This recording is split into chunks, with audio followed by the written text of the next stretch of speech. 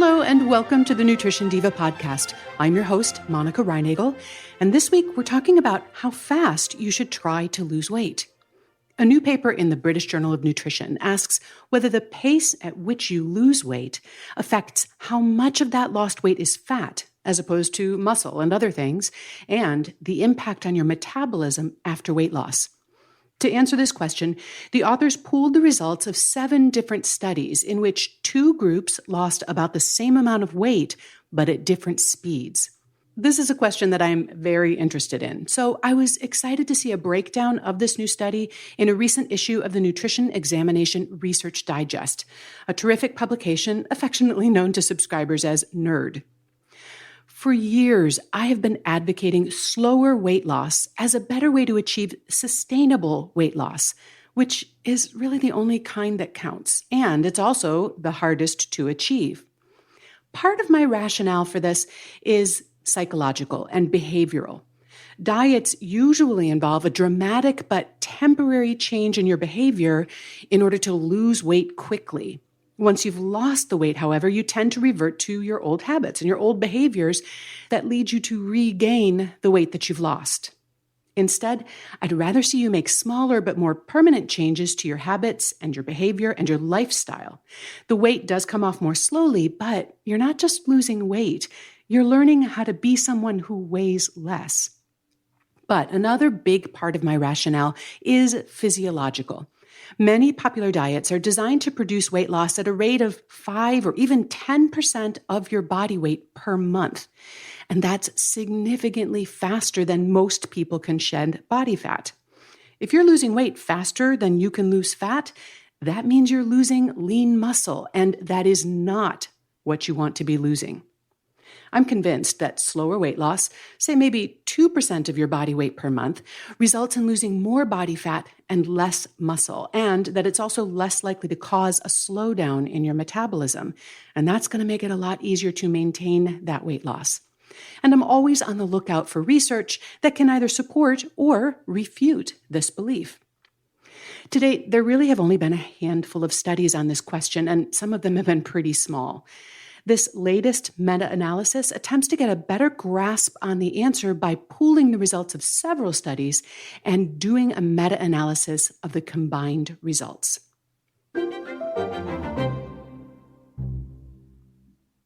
Here to talk with me about the results is Gregory Lopez. He's editor-in-chief of the Nutrition Examination Research Digest and Examine.com. He obtained his master's degree in molecular biophysics from Johns Hopkins University and his doctor of pharmacy degree from the University of Maryland in Baltimore. Greg and his team took a closer look at this analysis in a recent issue of the Nutrition Examination Research Digest. So, Greg, first, give us the top line here. How did slow weight loss compare with fast weight loss in this meta-analysis? So overall, their conclusion is that slow weight loss is better for body composition than fast weight loss. And there are a couple of caveats to put there based on their selection criteria. So they did this meta-analysis by taking a look at studies that had similar total amounts of weight that were lost. And so these results would not apply necessarily to people who lose more weight on one program versus another. And also, if you take a look at some of the studies themselves, they're roughly short term. They're all less than a year.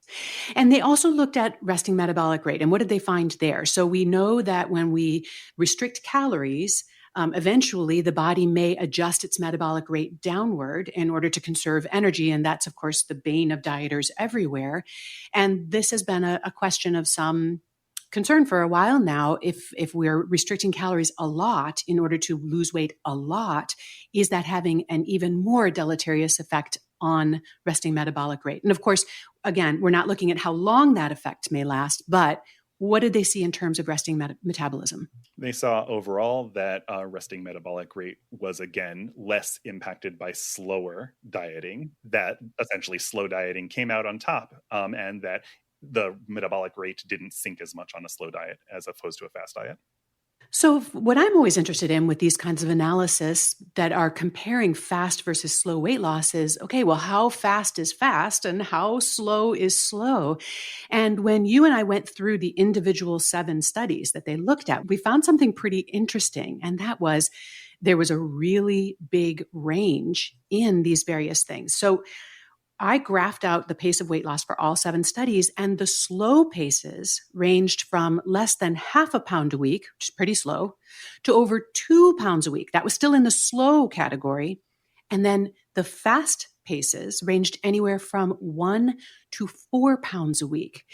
And the really interesting thing was that there were a couple of studies where the slow pace was actually faster than the fast pace of one of the other studies. Hopefully, we haven't completely confused everyone. But how does that impact how we can analyze these results or what we can take away from them? Well, it kind of muddles them to some degree since there is overlap between what is quote unquote slow and what is quote unquote fast. Does it open up a new avenue for future research? How else could we have used this data to learn more? Well, I think it would have been really interesting to see an individual level meta-analysis. So meta-analysis kind of takes a bunch of studies and lumps them together, and it takes the average results of these studies. So you're kind of taking an average of an average, so a meta-average, if you will. Mm-hmm. But there's a somewhat new technique where you can do a meta-analysis. You can get if you can get the data for each individual person in the studies, you can kind of pool them all into one single big study. And since you have fine-grained data about how much exactly each person lost rather than how much they lost on average within a study, you can then kind of do a dose response analysis and control for factors that you'd like to control for. So if you're interested in asking the question of how slow is slow enough and how fast is too fast, that kind of analysis could be useful. Yeah, but it sounds like we need a lot more information from each individual study to feed into the hopper in order to be able to do that. So it sounds like what we know from this particular meta-analysis using these particular studies is, yes, it looks like it does make a difference in terms of how much fat you lose versus other kinds of things, whether you're losing weight faster or slower. What we don't know, what we can't answer from this study is what is the sweet spot? Where is the perfect pace where the most of the weight that you're losing is fat and the least is lean muscle? That is still an open question, sounds like. I would agree with that. And I would also say that this provides evidence or reason for people who are researchers to go and study this more. So this gives a general overview that slow seems to be better than fast on average, and taking into account what those slow and fast terms actually mean, because as you said earlier, there's quite a spread. But people could then run future studies that are larger that put things like you mentioned in our correspondence, put people into 3 different groups and compare those to get the basics of kind of to see whether how slow is too slow. And you could even do individual level analyses there. So it opens the door to future research. It justifies that this may be taking a look at for other researchers in this area in the future. Well, let's hope they consult you and me, Greg, so that we can tell them how to set up their study right. Now, before I let you go, I want to talk a little bit more about examine.com and the Nutrition Examination Research Digest, because this is something that I rely very heavily on, and I think a lot of people don't know about it. So tell us just a little bit about what you do at examine.com. So we try to distill the research around nutrition and supplementation. That's our main goal, is to see ultimately what the evidence says works and what doesn't work. And we pride ourselves on being independent.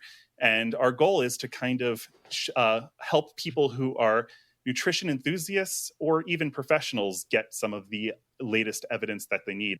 Absolutely. And I think you guys do such a great job, not only at going through the research, but really filling in that sort of scientific literacy piece of it. You can learn a lot as an enthusiast or as a professional from just looking at the studies on PubMed, but having somebody put them in context and explain certain concepts and point things out that you might miss, that the researchers might not point out because it might not behoove them to, is really, really valuable. And I think it's also extraordinary that you are a source of this kind of high level information that does not sell any products and also doesn't accept advertising from any products either. It's completely supported by your editorial fees, by your subscription fees, right? Yeah, so that really puts it pretty much in a class by itself. So thank you for what you do, Greg. And thanks for joining me today. I really appreciated your insight into this study, both in our conversation before we got on air and also helping my listeners understand what they're hearing and what they're seeing. I appreciate the opportunity. Thank you. After my conversation with Greg, I did delve into the details of just a couple of the larger studies that were included in the meta-analysis, especially ones where the slow pace of weight loss matched what I would recommend, just to see how those folks fared. And here's what I found. One of them involved 200 subjects, both men and women, and over the course of the study, the subjects lost 15% of their starting body weight on average. Now, the slower group lost that at a pace of about 1.5% of their total body weight per month. And the faster group lost at the more typical speed of 4.5 of their total body weight per month, or about 3 times as fast. Although both groups lost the same amount of weight, the slow group lost 10% more body fat and 50% less lean muscle than the faster group did. The other study that I looked at involved 68 subjects, and these were all men. Now, this was a shorter study, and so the total amount of weight loss was less than the first one, only about 6% of their starting body weight, which is still significant. But the pacing was virtually identical to the other study I just mentioned. The slower group lost 1.5% of their total body weight per month, and the faster group, 4.5% per month. But the difference in body composition at the end of the study was a lot more dramatic. The slower group lost 50% more fat and 75% less lean muscle than the faster group. In conclusion, slowing down the pace of weight loss does appear to offer some real advantages, and I hope you enjoyed this deeper dive into the science. Now, as always, links to all of these studies are in the show notes, which are at quickanddirtytips.com. And if you'd like to learn more about my approach to creating sustainable weight loss, please check out the resources at wayless.life. Our show is produced by Nathan Sems, it's edited by Karen Hertzberg, and our team at Macmillan Audio also includes Morgan Ratner, Michelle Margulis, Emily Miller, and our director, Kathy Doyle. Thanks so much for listening. Have a great week, and remember to eat something good for me.